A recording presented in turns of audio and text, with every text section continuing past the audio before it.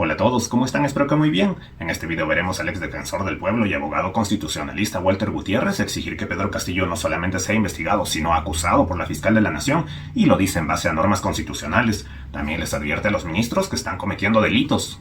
El fiscal puede tranquilamente, miren lo que le estoy diciendo, no solo investigar, sino acusar al presidente de la República. Porque usted tiene dos normas de rango constitucional, porque el presidente de la República y los ministros están utilizando recursos públicos para instrumentalizar el poder, ¿no? Forman parte de esta organización criminal. Así que los ministros tienen que tener mucho cuidado, porque el artículo 117 protege al presidente en los actos presidenciales, en los actos de gobierno. No lo protege para actos criminales.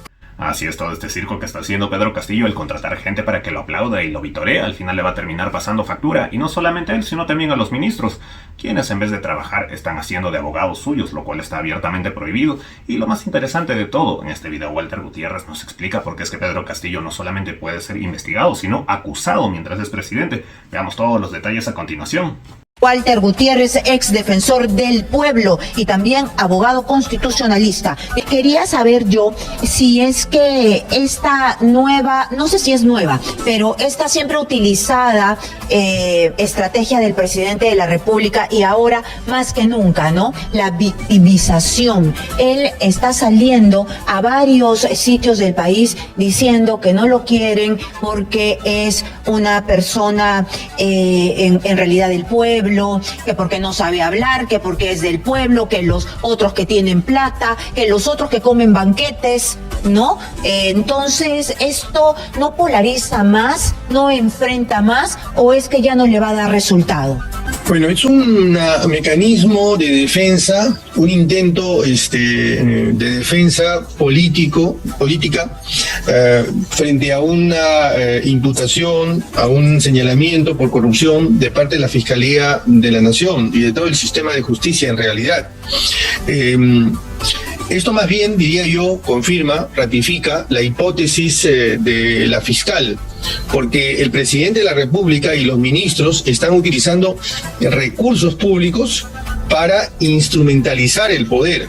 Porque mire usted, el presidente del Consejo de Ministros, el ministro de Trabajo, hasta hace unos días, ministro de Cultura, y el ministro de Justicia, principalmente estos tres actores, utilizan el tiempo como funcionarios públicos que usted, yo y toda la sociedad le pagamos para hacer una labor para la que no tienen ninguna base legal, violan el principio de legalidad, violan la ley del Poder Ejecutivo, porque en ninguna parte de esa ley dice que los ministros pueden salir a ser de abogados del presidente por actos criminales que éste ha cometido. Utilizan su personal, utilizan los espacios públicos, utilizan los recursos del Estado. Por lo tanto, violan no solamente la Constitución, sino las normas de sus propios sectores y la ley orgánica del Poder Ejecutivo. Por lo tanto, este esfuerzo por defenderlo políticamente está desbancado desde el punto de vista legal.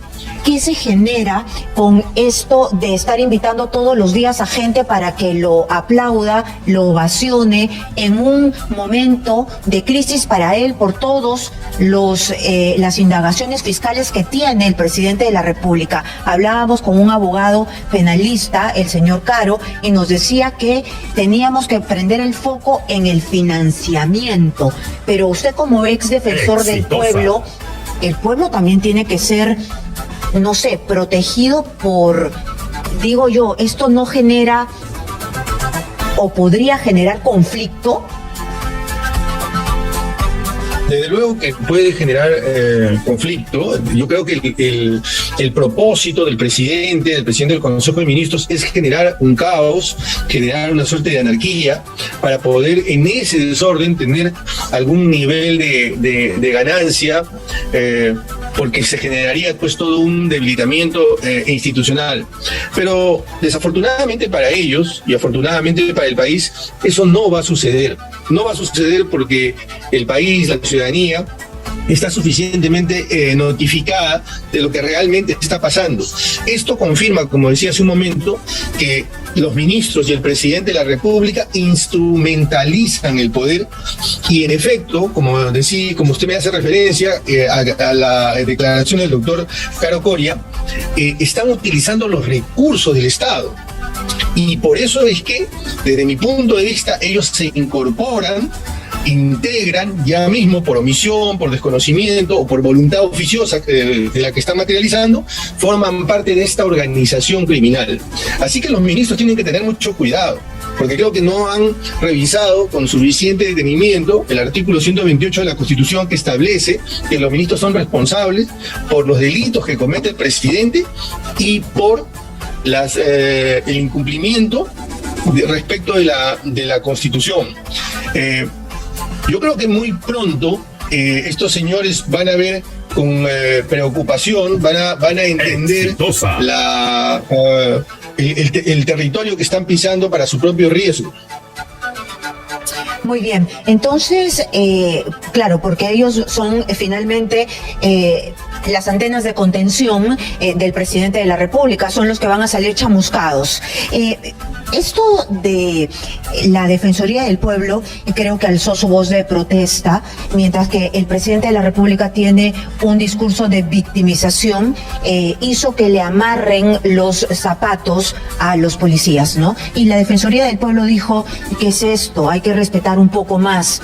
Y yo quería incidir en esto que es tan desagradable, porque después mintió, porque dijo que tenía lumbalgia y después han salido una serie de imágenes bailando, cosechando, y es decir, no tenía lumbalgia, tenía chaleco antibalas y han hecho hasta una serie de ejercicios con chaleco antibalas, periodistas, tiktokers, y que sí se puede uno agachar con el chaleco antibalas. Mentir así tan alegremente y descaradamente, diría yo, al pueblo, eso no es,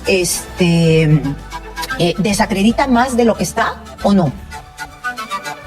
Mire, el presidente de la República es un hombre mendaz, es un hombre viciosamente mentiroso. Es difícil creerle al presidente de la República. Combina una serie de efectos que están muy alejados de lo que debe ser el primer mandatario. No solamente no puede amarrarse los pasadores, no solamente se tropieza con sus pasadores, es decir, no solamente es un hombre incompetente, porque utilizo esa frase desde el punto de vista metafórico, no solo es incompetente, sino que además es, como digo, una persona sumamente, viciosamente mentirosa y dolosamente transgrede la Constitución, afecta la dignidad del cargo como primer mandatario. Y por lo tanto, todos aquellos que, muy animosamente lo defienden, transgreden la Constitución, transgreden la legalidad, cuando no cruzan incluso las líneas de la propia delictuosidad. Usted es constitucionalista. ¿Ve claramente alguna salida de esta crisis? Porque en el Congreso de la República no han hecho su trabajo. En el Congreso de la República también hay niños, también están agarrados ahí como garrapatas por sus mismos intereses, y el presidente de la República no va a renunciar, está clarísimo, está agarrado también como una garrapata. Entonces, ¿cuál es la salida? Mire usted, los círculos más cercanos del presidente, a quien él mismo los ha incluido en esta feria de corrupciones, no tienen ningún tipo de protección. Ni su esposa, ni sus cuñados, ni su cuñada tienen ningún tipo de protección. De manera que la Fiscalía ha apuntado correctamente cuando ha iniciado las investigaciones y ahora la detención de su cuñada. Pero no solamente ellos, también sus amigos. También el señor de la clínica La Luz, también su paisano que le prestó la casa en Zarratea. Pero también los ministros, porque los ministros no tienen ese nivel de protección. Y también los congresistas. Los congresistas, el Congreso tiene que ser purgado. Hay que identificar y hay que iniciarles también una investigación, desaforarlos e iniciarles una investigación a los congresistas. De esa manera va a ir cambiando la situación. Pero déjeme decirle algo más, Karina, que me parece importante, no porque lo diga yo, sino porque es fundamental que se conozca en el país. Mire usted, el Perú ha firmado el tratado sobre combate y lucha contra la corrupción. El artículo 30 de ese tratado dice que los privilegios, que las inmunidades, los altos funcionarios tienen que morigerarse, tienen que flexibilizarse para que ese tratado de combate contra la corrupción pueda ser efectivo. Pero resulta usted que tiene esa norma, el artículo 30, que de acuerdo a nuestra propia Constitución forma parte de nuestras normas constitucionales. En consecuencia tiene usted el artículo 17 que protege al presidente y tiene usted el artículo 30 que dice que hay que combatir la corrupción. La pregunta es, ¿cuál de las dos normas prevalece? Yo le voy a decir cuál prevalece. Prevalece el artículo 30. Porque el artículo 117 protege al presidente en los actos presidenciales, en los actos de gobierno, no lo protege para actos criminales. Y porque además el propio tratado de los tratados, que es la Convención de Viena, dice que usted no puede apelar a norma interna, así sea una norma constitucional, para incumplir ese tratado. Por lo tanto, yo diría que el fiscal puede tranquilamente no solo investigar, sino acusar. Miren lo que le estoy diciendo. No solo investigar, sino acusar al presidente de la República. Porque usted tiene dos normas de rango constitucional. Por un lado, el artículo 117, que protege supuestamente al presidente, y tiene usted el artículo 30 del Tratado de Combate contra la Corrupción. ¿Cuál prevalece? ¿El que protege supuestamente a un presidente que delinque o el que protege a la sociedad contra la lacra de la corrupción? Creo que es evidente la respuesta. Así que yo creo que la fiscal tiene que dar el paso y acusar al presidente de la República al amparo de estas normas. Muy bien, ha quedado clarísimo, muchísimas gracias.